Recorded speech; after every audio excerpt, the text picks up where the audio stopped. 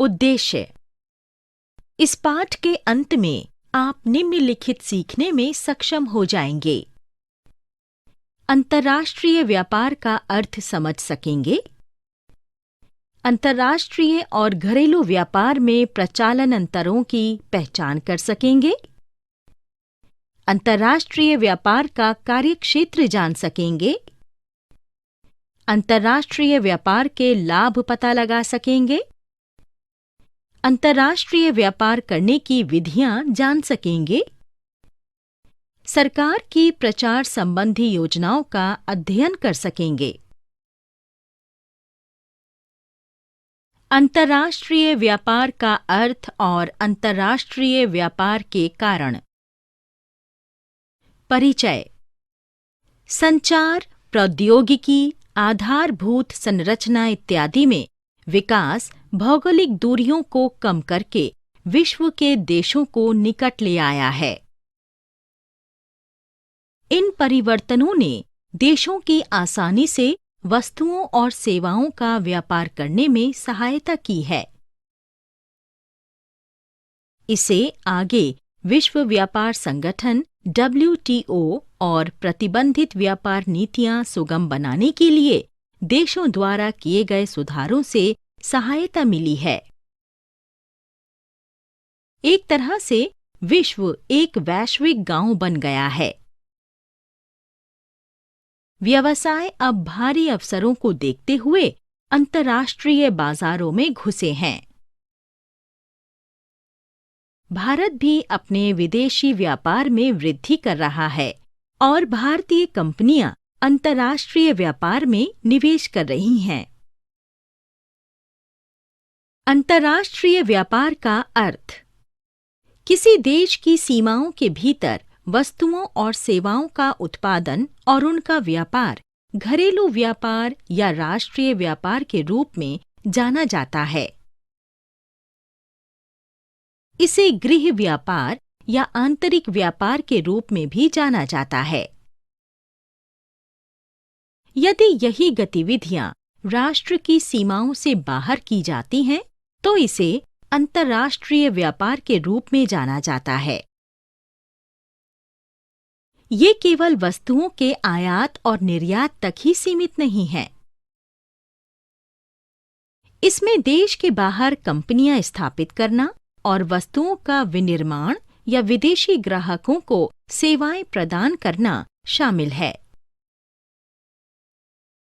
इस प्रकार अंतर्राष्ट्रीय व्यापार में विदेशी देश में वस्तुओं और सेवाओं दोनों का व्यापार और उत्पादन शामिल हैं। अंतर्राष्ट्रीय व्यापार के कारण।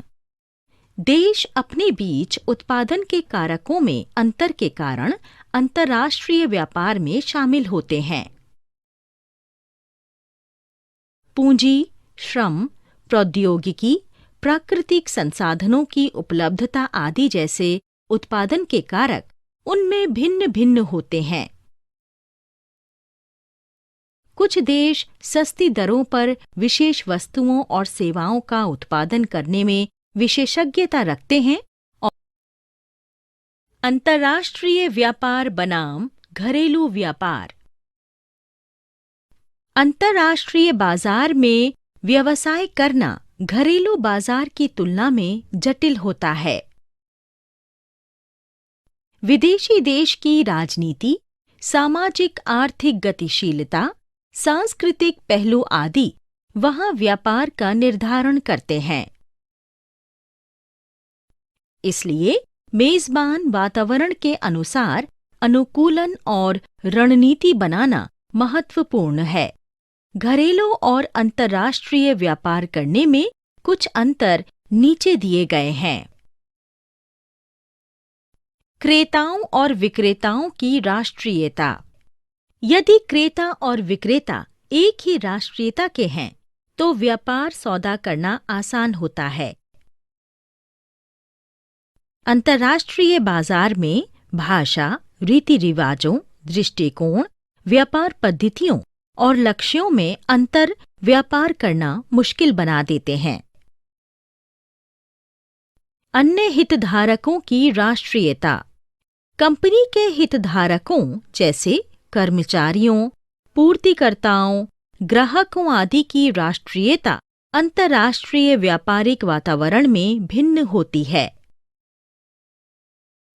ये बात निर्णय लेने की प्रक्रिया जटिल बना देती है। फर्मों को इन हितधारकों के मूल्यों और आकांक्षाओं का ख्याल रखना पड़ता है। उत्पादन के कारकों की गतिशीलता। श्रम और पूंजी जैसे उत्पादन के कारकों की अंतर्राष्ट्रीय व्यापार में सीमित गतिशीलता होती है। ऐसा कानूनी प्रतिबंधों, पर्यावरण, सामाजिक सांस्कृतिक व्यवस्था और विदेशी देश की आर्थिक और सांस्कृतिक स्थितियों के कारण हो सकता है।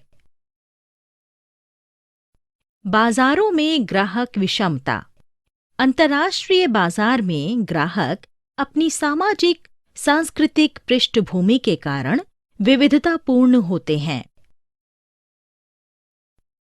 कंपनियों के लिए ये उनके उत्पाद डिजाइनिंग कार्यों और ग्राहक रणनीतियों को जटिल बना देता है।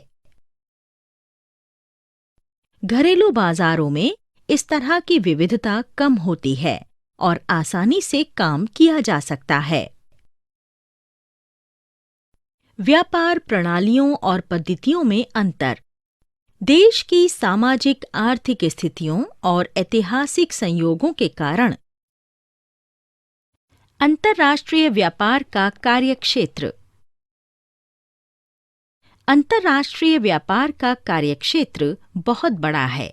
इसमें इसके कई घटक हैं। निम्नलिखित कुछ प्रमुख घटक हैं। वस्तु निर्यात और आयात।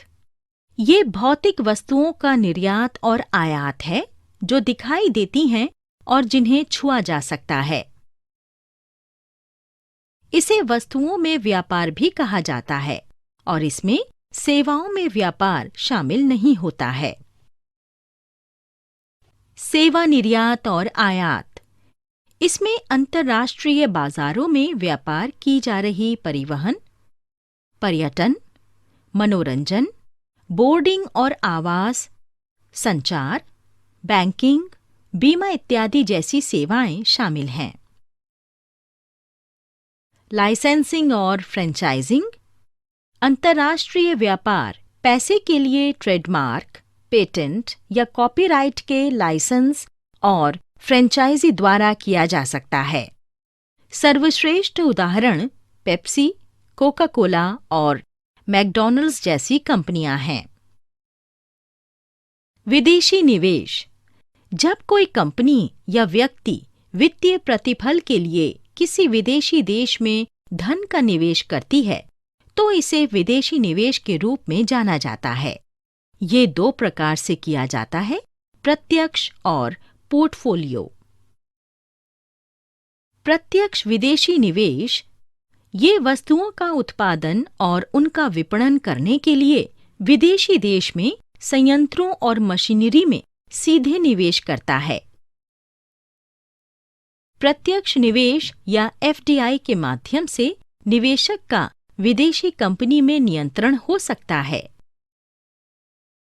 निवेश संयुक्त उद्यम या पीपीपी या पूरी तरह से स्वामित्व वाली सहायक कंपनी की स्थापना करके किया जा सकता है। पोर्टफोलियो निवेश ये कंपनी के शेयर खरीदकर उसमें निवेश करना है। ऐसा ऋण देने के माध्यम से भी हो सकता है। निवेश करने वाले पक्षों को लाभांश या ऋण पर ब्याज मिलता है। इसके अंतर्गत व्यापार के संचालन में कोई भागीदारी नहीं होती है। ये विदेशी कंपनी में निवेश करके बस आय अर्जित करने का एक तरीका है। अंतर्राष्ट्रीय व्यापार के लाभ। अंतर्राष्ट्रीय व्यापार में लगे राष्ट्रों और व्यापारिक फर्मों को कई लाभ हैं। इन लाभों से अंतर्राष्ट्रीय व्यापार और निवेश का विस्तार हुआ, जिससे वैश्वीकरण हो रहा है। अंतर्राष्ट्रीय व्यापार के लाभ हैं देशों को लाभ। विदेशी मुद्रा का अर्जन। एक देश अंतर्राष्ट्रीय व्यापार के माध्यम से विदेशी मुद्रा अर्जित कर सकता है। वो इसका उन वस्तुओं और सेवाओं को खरीदने के लिए उपयोग कर सकता है जिन्हें वो घरेलू रूप से उत्पादित नहीं कर सकता है। संसाधनों का अधिक कुशल उपयोग। अंतर्राष्ट्रीय व्यापार का सिद्धांत उस वस्तु का अधिक उत्पादन करना है जिसमें देश सक्षम है और अधिशेष का निर्यात करना है। इसके साथ सभी देश संसाधनों के समतापूर्ण वितरण से लाभान्वित होते हैं। विकास संभावनाओं और रोजगार क्षमता में सुधार। विकासशील देश अतिरिक्त उत्पादन अवशोषित नहीं कर सकते हैं और न ही वे केवल घरेलू उपभोग के लिए वस्तुओं का उत्पादन कर सकते हैं। इसके बजाय वे निर्यात कर सकते हैं और अपनी विकास संभावनाओं में सुधार ला सकते हैं और रोजगार पैदा कर सकते हैं। सिंगापुर, दक्षिण कोरिया और चीन जैसे देशों ने इस तरह की रणनीति का सफलतापूर्वक अनुसरण किया है। बढ़ा हुआ जीवन स्तर। अंतर्राष्ट्रीय व्यापार के माध्यम से लोग अन्य देशों में उत्पादित बेहतर वस्तुओं और सेवाओं का उपयोग करने लगते हैं। इस प्रकार जीवन स्तर में सुधार आता है। फर्मों को लाभ। अधिक लाभ की संभावनाएं। कंपनियां अंतर्राष्ट्रीय बाजार में अपनी वस्तुएं या सेवाएं बेचकर अधिक मुनाफा कमा सकती हैं। बढ़ी हुई क्षमता का उपयोग। अंतर्राष्ट्रीय आदेश प्राप्त करके फर्मों की अतिरिक्त उत्पादन क्षमताओं का उपयोग किया जा सकता है। इससे फर्मों को किफायत प्राप्त करने, कम उत्पादन लागत और अधिक मुनाफा कमाने में मदद मिलती है। विकास की संभावनाएं। किसी उत्पाद की मांग घरेलू बाजार में संतृप्त हो सकती है। ऐसे परिदृश्य में अंतर्राष्ट्रीय व्यापार में प्रवेश की विधियां। 1. अंतर्राष्ट्रीय व्यापार में प्रवेश करने के कई तरीके हैं। वे निम्नानुसार हैं। निर्यात और आयात करना। ये विदेश वस्तुएं बेचना और खरीदना है। ये 2 तरीकों से किया जाता है। प्रत्यक्ष तरीका। एक कंपनी सीधे निर्यात और आयात गतिविधियों में शामिल होती है। अप्रत्यक्ष तरीका। एक मध्यस्थ व्यक्ति या इकाई शामिल होती है। लाभ। अंतर्राष्ट्रीय व्यापार में प्रवेश करने का सबसे आसान तरीका। समय और धन की कम संलिप्तता की आवश्यकता होती है। निवेश पर जोखिम कम होता है। सीमाएं। इसमें पैकेजिंग, परिवहन, बीमा, सीमा शुल्क आदि पर अतिरिक्त लागत शामिल होती है। देशों का आयात प्रतिबंध निर्यात क्षमता में बाधा डालता है। विदेशी बाजार के ग्राहकों को जानना मुश्किल होता है। कई कंपनियां अपना अंतर्राष्ट्रीय व्यापार निर्यात या आयात के माध्यम से शुरू करती हैं। अनुबंध विनिर्माण। इसमें कंपनियां वस्तुओं का विनिर्माण करने के लिए विदेशी कंपनियों के साथ अनुबंध करती हैं। इसे बाह्य स्रोतीकरण के रूप में भी जाना जाता है। 3 प्रमुख रूप हैं: कलपुर्जों का निर्माण, कलपुर्जों की असेंबलिंग, पूर्ण विनिर्माण। विदेशी कंपनियां तकनीकी और प्रबंधन मार्गदर्शन प्रदान करती हैं। अंतिम उत्पाद विदेशी फर्म के ब्रांड नेम के तहत बेचे जाते हैं। लाभ। निवेश के बिना बड़े पैमाने पर उत्पादन, क्योंकि विदेशी देश में सुविधाएं पहले से ही विद्यमान होती हैं। सीमित निवेश जोखिम। कम लागत पर उत्पादन, यदि सुविधा कम लागत वाले देश में स्थित है। विदेशी देशों में स्थानीय फर्मों की बढ़ी हुई उत्पादन क्षमताएं, स्थानीय फर्मों के लिए अंतर्राष्ट्रीय व्यापार में शामिल होने की संभावना। सीमाएं, स्थानीय फर्मों द्वारा डिजाइन और गुणवत्ता मानकों का पालन करने में चूक से अंतर्राष्ट्रीय फर्म के लिए समस्याएं पैदा होती हैं। विदेशी देश में फर्म विनिर्माण प्रक्रिया पर नियंत्रण खो देती हैं। स्थानीय फर्म अनुबंधित उत्पादन नहीं बेच सकती हैं। अंतर्राष्ट्रीय व्यापार में प्रवेश की विधियां। लाइसेंसिंग और फ्रेंचाइजिंग। लाइसेंसिंग एक संविदात्मक व्यवस्था के माध्यम से रॉयल्टी के लिए विदेशी फर्म को ट्रेडमार्क, कॉपीराइट, नाम, पेटेंट और प्रौद्योगिकी तक पहुंच प्रदान की जाती है। ये वस्तुओं से संबंधित है। फ्रेंचाइजिंग ये सेवा व्यवसाय से संबंधित है। फ्रेंचाइजर फ्रेंचाइजी ऑपरेटरों के लिए सख्त नियम निर्धारित करता है। इसमें एक निश्चित अवधि के लिए और भुगतान के लिए प्रौद्योगिकी, ट्रेडमार्क इत्यादि तक पहुंच प्रदान की जाती है। लाभ, निवेश पूरी तरह से विदेशी देश की फर्म या व्यक्ति द्वारा किया जाता है, इसलिए निवेश जोखिम शून्य होता है। लाइसेंस दाता या फ्रेंचाइजर को कोई नुकसान नहीं उठाना पड़ता है। सरकारी अधिग्रहण का कम जोखिम होता है क्योंकि लाइसेंस धारक फ्रेंचाइजी स्थानीय लोग होते हैं और उनके पास बाजार का अच्छा ज्ञान होता है। सीमाएं, लाइसेंस प्राप्त फ्रेंचाइज्ड उत्पादों की पुनः इंजीनियरिंग का जोखिम, व्यापार रहस्यों का रिसाव, रॉयल्टी के गैर भुगतान, गुणवत्ता रखरखाव इत्यादि पर लाइसेंस दाता और लाइसेंस धारक के बीच टकराव पैदा हो सकता है। संयुक्त उपक्रम, इसमें अंतर्राष्ट्रीय व्यापार शुरू करने के लिए विदेशी फर्म या व्यक्ति के साथ साझेदारी करना शामिल होता है। ऐसा 3 तरीकों से किया जा सकता है। 1. विदेशी निवेशक द्वारा स्थानीय कंपनी का एक हिस्सा खरीदकर। 2.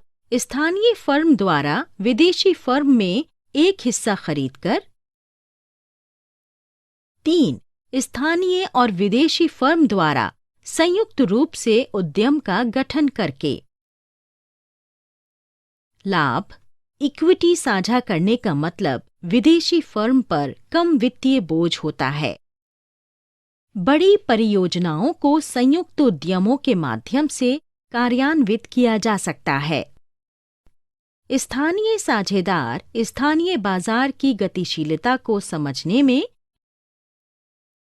निर्यात आयात प्रक्रियाएं और प्रलेखन 2। आयात प्रक्रिया, व्यापार पूछताछ। आयातक व्यापार डायरेक्टरियों या व्यापार संघों आदि के माध्यम से आवश्यक वस्तुओं की निर्यातकों से पूछताछ करता है। इस प्रकार व्यापार पूछताछ उत्पन्न होती है। निर्यातक व्यापार पूछताछ प्राप्त करने के बाद एक प्रारूप बीजक भेजता है। लाइसेंस की खरीद, निर्यात आयात नीति के अनुसार विदेश व्यापार महानिदेशालय DGFT से आयातक लिया जाना होता है और एक आयात निर्यात कोड IEC संख्या लेनी होती है। विदेशी मुद्रा प्राप्त करना, निर्यातक को भुगतान करने के लिए विदेशी मुद्रा प्राप्त की जानी होती है। ऐसा RBI अधिकृत बैंक से विदेशी मुद्रा की मंजूरी प्राप्त करके किया जाता है।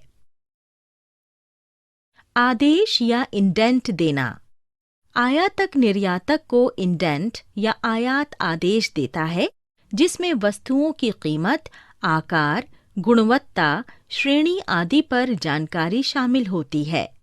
इसमें सुपुर्दगी की तिथि, गंतव्य बंदरगाह आदि भी शामिल होता है। लेटर ऑफ क्रेडिट प्राप्त करना।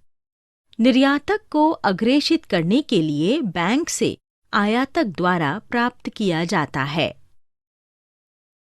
वित्त की व्यवस्था करना। इस प्रकार आयातक वस्तुओं के आगमन पर निर्यातक को भुगतान किए जाने वाले वित्त की व्यवस्था करता है। शिपमेंटबिलिटी की प्राप्ति। जब ढुलाई के लिए वस्तुओं की लदाई हो जाती है तो निर्यातक आयातक को शिपमेंटबिलिटी भेजता है। वस्तुओं के बारे में जानकारी जैसे कि बीजक संख्या, जहाज का नाम, निर्यात बंदरगाह का इसमें उल्लेख होता है। आयात दस्तावेजों की निवृत्ति। वस्तुओं की शिपिंग के बाद निर्यातक अपने बैंक के माध्यम से आयातक को आवश्यक दस्तावेज भेजता है। दस्तावेजों में विनिमय विपत्र, वाणिज्यिक बीजक, उद्गम का प्रमाण पत्र इत्यादि शामिल होता है। जब आयातक द्वारा विनिमय विपत्र स्वीकार कर लिया जाता है तो इसे आयात दस्तावेज। विदेशी व्यापार संवर्धन, प्रोत्साहन और संगठनात्मक समर्थन। विदेश व्यापार संवर्धन उपाय और योजनाएं।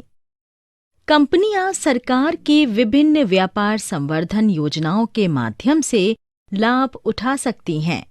वे निम्नानुसार हैं। शुल्क वापसी योजना। इस योजना के अंतर्गत वस्तुओं का निर्यात करने पर भुगतान किए गए किसी भी उत्पाद, शुल्क या सीमा शुल्क को वापस किया जाता है। बॉन्ड योजना के अंतर्गत निर्यात विनिर्माण। ये वचन देने वाली कंपनियों को उत्पाद शुल्क और अन्य शुल्कों से छूट दी जाती है कि उनके द्वारा उत्पादित वस्तुएं पूरी तरह से निर्यात उद्देश्यों के लिए हैं। बिक्री कर के भुगतान से छूट। निर्यात की वस्तुएं बिक्री कर से मुक्त होती हैं। ये 100% निर्यात उन्मुख और विशेष आर्थिक अंचल SEZ में स्थित फर्मों के लिए उपलब्ध हैं। अग्रिम लाइसेंस योजना। ये योजना निर्यात के लिए वस्तुओं का निर्माण करने वाली फर्मों को या तो घरेलू या अंतर्राष्ट्रीय स्रोतों के उत्पादन के लिए से शुल्क मुक्त आदान प्राप्त करने की अनुमति देती है। निर्यात संवर्धन पूंजीगत वस्तुएं योजना EPCG। निर्यात के लिए वस्तुओं के उत्पादन के लिए कम सीमा शुल्क दरों या शून्य दरों पर पूंजीगत वस्तुओं का आयात किया जा सकता है। निर्यात फर्मों को निर्यात गृह, व्यापारिक गृह और सुपरस्टार व्यापारिक गृह के रूप में मान्यता प्रदान करने की योजना। विगत वर्षों में औसत निर्यात प्रदर्शन हासिल करने वाली निर्यात कंपनियों को सरकार द्वारा निर्यात गृह, व्यापारिक गृह और सुपरस्टार व्यापारिक गृह का दर्जा प्रदान किया जाता है। उन्हें विपणन अवसंरचना बनाने आदि जैसी कुछ शर्तों को भी पूरा करना होता है। सेवाओं का निर्यात। योजना के अंतर्गत सेवाओं का निर्यात बढ़ाने के लिए सेवा गृहों को मान्यता प्रदान की जाती है। निर्यात वित्त। ये योजना निर्यातकों की विभिन्न जरूरतों के लिए वित्त प्रदान करती है। निर्यात प्रसंस्करण अंचल EPZ। निर्यात के लिए वस्तुओं का उत्पादन कर। अंतर्राष्ट्रीय व्यापार संस्थान और व्यापार समझौते। विश्व युद्धों के बाद पुनर्निर्माण और विकास के लिए विश्व के राष्ट्रों ने अंतर्राष्ट्रीय व्यापार को बढ़ावा देने और पुनर्निर्माण के वित्त पोषण के लिए विभिन्न संस्थानों की स्थापना की। विश्व बैंक, इसकी शुरुआत अंतर्राष्ट्रीय पुनर्निर्माण और विकास बैंक IBRD के रूप में हुई। ये युद्ध प्रभावित देशों को उनकी पुनर्निर्माण प्रक्रिया में सहायता देने के लिए था। 1950 के दशक से विश्व बैंक ने अविकसित राष्ट्रों की सहायता करना शुरू किया। 1960 में इसने रियायती दरों पर ऋण प्रदान करने के लिए अंतर्राष्ट्रीय विकास संघ IDA की स्थापना की। अंतर्राष्ट्रीय मुद्रा कोष IMF, इसे विनिमय दरों को समायोजित करने की प्रणाली का निर्माण करने के लिए स्थापित किया गया था। इसका मुख्य उद्देश्य इस प्रकार है: 1. अंतर्राष्ट्रीय मौद्रिक सहयोग को बढ़ावा देना। 2. व्यावसायिक व्यापार का संतुलित विस्तार। 3. विनिमय दर में स्थिरता। 4. बहुपक्षीय भुगतान प्रणाली स्थापित करने में सहायता करना। विश्व व्यापार संगठन WTO और प्रमुख समझौते। WTO general agreement for tariff and trade GATT का उत्तराधिकारी है। ये न्यूनतम टैरिफ के साथ विश्व देशों के बीच व्यापार सुविधाजनक बनाने के लिए है। भारत संस्थापक सदस्य है।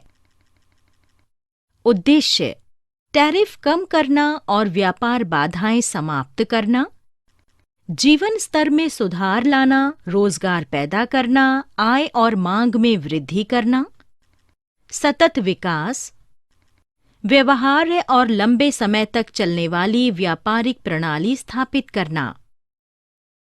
कार्य: व्यापार से संबंधित शिकायतें कम करना, अंतर्राष्ट्रीय व्यापार में आचार संहिता, विवाद निपटान, सदस्यों से नियमों और विनियमों का पालन कराना, समय समय पर समझौतों और घोषणाओं का मूल्यांकन करना।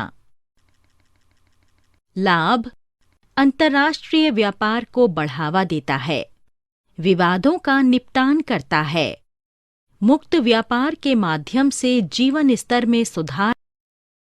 सारांश: हमने जो कुछ सीखा है उसी संक्षेप में दोहराएं। देश के सीमाओं के भीतर वस्तुओं और सेवाओं का उत्पादन और उनका व्यापार घरेलू व्यापार या राष्ट्रीय व्यापार के रूप में जाना जाता है। अंतर्राष्ट्रीय बाजार में व्यवसाय करना घरेलू बाजार की तुलना में जटिल होता है। विदेशी देश की राजनीति, सामाजिक आर्थिक गतिशीलता, सांस्कृतिक पहलू आदि वहां व्यापार का निर्धारण करते हैं। इसलिए मेजबान पर्यावरण के अनुसार अनुकूलन और रणनीति बनाना महत्वपूर्ण है। अंतर्राष्ट्रीय व्यापार के कई घटकों में शामिल हैं: वस्तु निर्यात और आयात, सेवा निर्यात और आयात, लाइसेंसिंग और फ्रेंचाइजिंग, विदेशी निवेश। अंतर्राष्ट्रीय व्यापार के लाभ: देशों को 1. विदेशी मुद्रा का अर्जन, 2. संसाधनों का अधिक कुशल उपयोग, 3. विकास संभावनाओं और रोजगार क्षमता में सुधार, 4. बढ़ा हुआ जीवन स्तर। फर्मों को 1. अधिक लाभ की संभावनाएं, 2. बढ़ा हुआ क्षमता उपयोग, 3. विकास की संभावनाएं, 4. घरेलू बाजार में तीव्र प्रतिस्पर्धा के लिए रास्ता, 5. उन्नत व्यापार दृष्टि।